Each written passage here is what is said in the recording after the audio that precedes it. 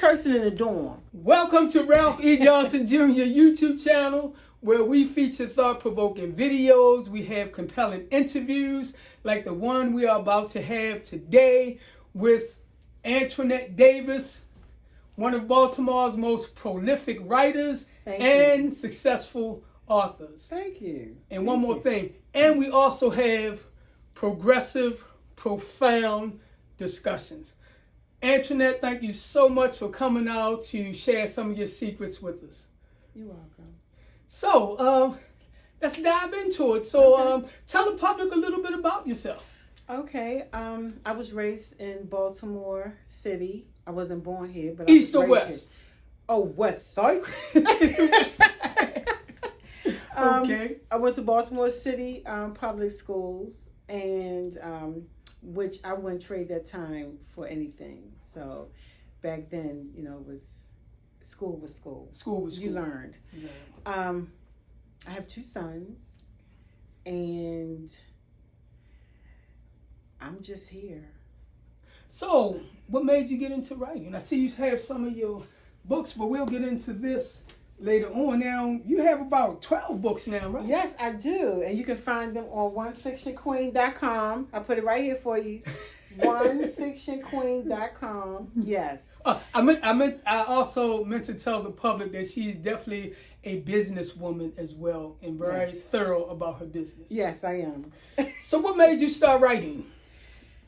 Okay, so you want the long version or the short version? The YouTube version. The YouTube version? Okay. In between. So I've always been a reader. Okay. Now, I'm an only child, so I spent a lot of time at home by myself. Okay. So I got into books as a teenager, and I love romance novels. Okay. Even as a teenager, I love the romance and anything that grabs your heart. Right. So fast forward, I still love to read. All during my adulthood, I was still into books. It was nothing for me to go to the salon and take a book with me. Be under the dryer, just crying. So I when I started, it was 2010. Okay. And I started writing poetry. 12 books since 2010? Yes. Wow. Yes. I had a lot to write about. Right. And I've read a lot of your books and very deep, very profound. Yes. I had a lot to write about. I like to incorporate. So my motto is fiction with a twist of realness. Because I like to incorporate real life. Gotcha. Real life situations into my fiction novels. Okay. So in 2010, I was in a relationship. Okay. And he broke my heart. Okay. He left me and married someone else. Wow. So that poetry would start to come. Yes. So I was writing poetry. Gotcha. And someone asked me at Heaven 600, one of the marketing guys there asked me, have I ever wrote a play? I said, no. Didn't even think about it. Right. I sat in front of my computer and it just came. My first one was Let the Truth Be Told. And I found that I was pouring myself, my pain, my happiness into my books. Gotcha. And it was turning things around for me. I'm like, if it can do that for me, writing it, I want to write things that will help people and turn their life around. Right. So even though it's fiction, I'm in there. Right. Life is in there. The non-fiction twist on it. Right. Okay. And so that's how it birthed. And that guy who left me, I'm so glad. Right. Yes. Yes. Produced a dynamic writer. It was always in you. It was always in me. He asked, that situation helped birth the author because I started writing poetry and then the books came and I enjoyed the writing. I enjoyed being creative. Right. So that I went from being a reader all the time to being a writer all the time. And unfortunately, a lot of people have had bad experiences. Mm-hmm. And the Buddhists always say turn poison into medicine. Mm-hmm. So for the writers out there who have that great novel in them, where would they start to start getting it out? Because it can be therapeutic as well as inspiring. Well, I think that's the first step. Make it therapeutic. Okay. People ask me when they find out I'm an author, they tell me I want to write a book. And I said, what you want to write about? And they say myself. And I always say, if you write about yourself, what are you going to put in there that is going to make someone who don't know you want to buy it? Because if Viola Davis write a book, everybody's going to buy it. Right. If Michelle Obama writes a book, everybody's because of the notoriety. Right. Mm-hmm. So you have no notoriety. Right. So you can't. So to choose just writing about you, in my opinion, is not going to work. Okay. You have to throw you in there. Right. But you got to give people some razzle dazzle, and that's where the fiction comes in. And then give them something that they can relate to. Right. Give them something they can, because people have gone through things. Like somebody's been, had a broken heart. They've gone through a divorce. But the way I put it in my books may make them see a different light on it about what they're going through. Right. And so I offer humor, I offer romance, and heartbreak, and murder. A lot of people that read my book now, The True Story of the Baltimore City Jail, they say, wow, you seem like two different people. What I wanted to do, the reason I hurried up and wrote it once I retired is because that pain and that anger and that, all of those emotions was there. And if I didn't get it right then and there, it would be gone. So I had to do it right then and there, even though I've grown and, have become another person. So how important it is to write the book when you're actually going through it? That's important because you want that pain to come through. You want your emotion to come through. You want to bring the audience in. And when it's raw, you can bring the audience in. Right. Because it's no way that I could duplicate that type of emotion and that type of passion and that type of anger and brutality and viciousness that it takes to, survive the Baltimore City Jail. And of course, you worked at the pen. Wow. I worked at the Maryland House of Corrections Annex. The Maryland House of Corrections. Okay. And the Maryland House of Corrections. So when they... Well, I like the pen. So once they got rid of the penitentiary, they shipped them all to this new unit in Jessup. Okay. And so I wrote a book about my time as a correctional officer. And I wrote it in 2021. Wow. Is it out yet? It's out. It's called In a Nutshell, and you can find it on onefictionqueen.com. Okay, I'm definitely going to have to get that. And it's In a Nutshell, How Prison Cracked Me Open. Wow.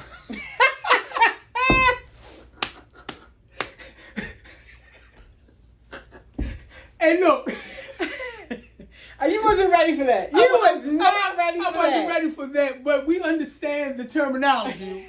We understand that terminology. You get it. I get it. You get it. Okay. And hopefully everybody out there can get it. So, okay.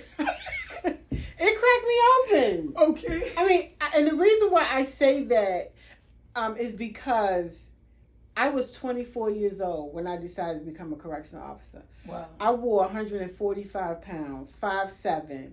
I was a skinny something. Wow. And I walked in that prison like I was meant for this job. And I think what helped me do that, well, first of all, I'm from West Baltimore. I grew up on Pennsylvania Avenue. I spent a lot of so you had that inner toughness anyway. Right. I had that inner toughness, the look, the talk, so I felt like I could handle it. But the one thing that disturbed me but let me know, okay, you can do this. When I walked into the Maryland House of Corrections and they took me into the jail, and I put this in my book, into the prison, it mirrored the projects. Wow. Yeah, with the tiers and everything. The slab of concrete, the fence, the way the cells were. And I said, wow, this looked like Lexington Terrace. I said it out loud. Right. Wow. And so since I lived on Pennsylvania Avenue, Lexington Terrace was behind me, Murphy Homes was behind me, McCullough Homes was in front of me. I'm like, hey, welcome. Wow. So, I felt like walking into that prison was something I was seeing every day anyway. Right. So I'm like, okay, well, I can do this. I went to school with, I went to Baltimore City schools, and the people, that lived around me It was a pretty tough neighborhood. So did a lot of people know who you were when you went in there? No. They didn't No. know. I saw a few people that I went to school with, but for the most part, no. Because a lot of guys were from D.C., which was a whole different... That's right, because as long as you got locked up in the state of Maryland, you can go to the House of Corrections. Right.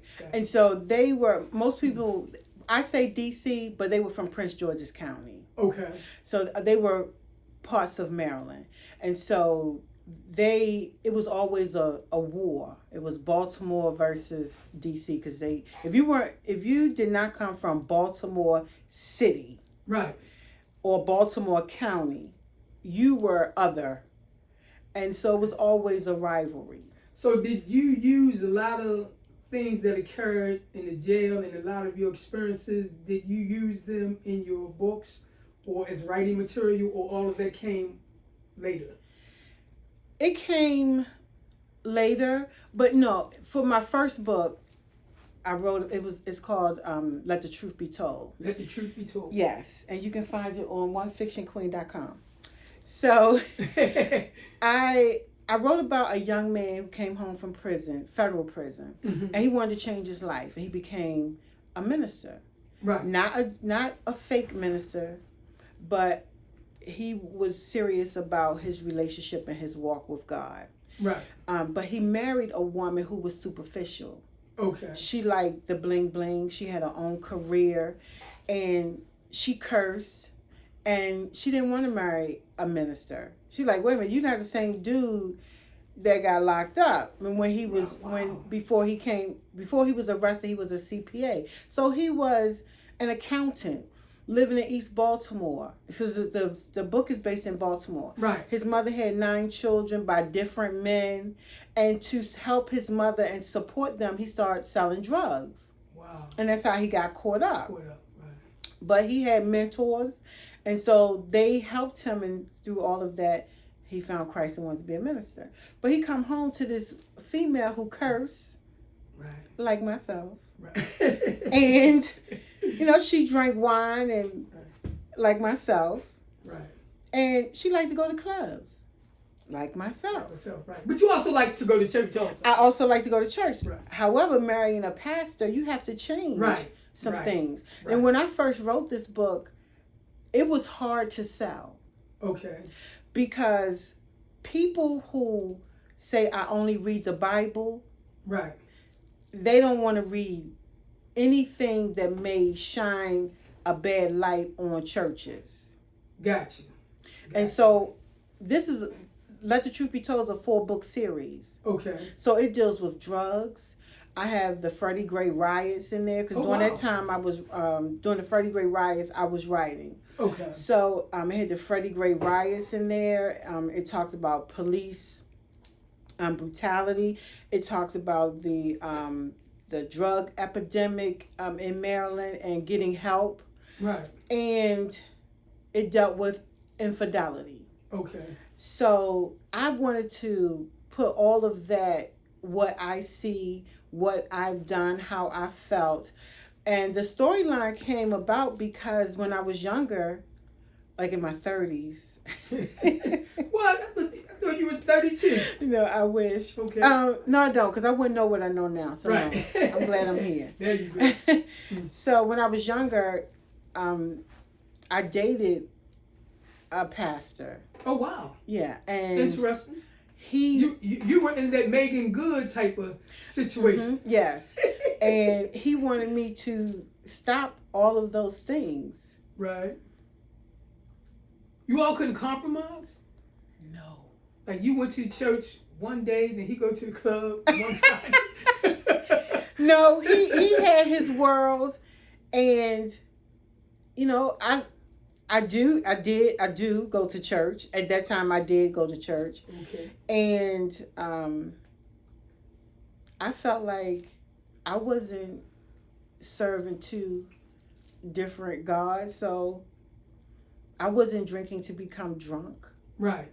So the both of you were not equally yoked. We were not equally yoked, and so we went our separate ways.